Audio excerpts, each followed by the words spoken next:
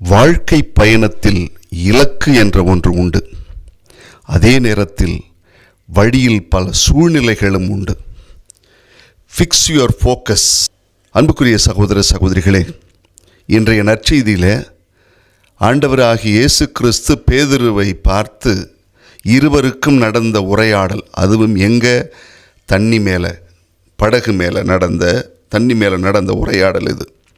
மனுஷன் சில நேரங்களில் சிக்கலை பெருசாக பார்த்துட்டு இயேசுவினுடைய வல்லமையை மறக்கும் போது அவன் வீழ்ச்சியை அடைகிறான்.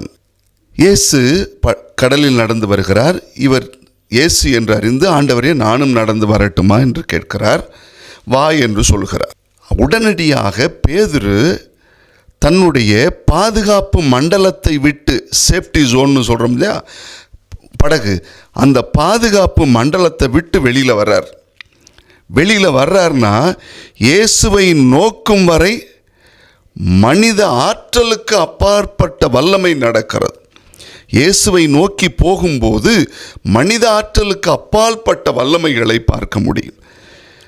ஆனால் இவருடைய பார்வை மாறுகிறது.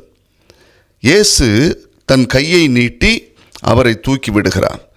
ஒருவேளை சொல்லுவாங்க, சார்லஸ் ஸ்பர்ஜன் அப்படிங்கிறவர் ஒரு அற்புதமான ஒரு சொல்லாடலை கொடுப்பார்.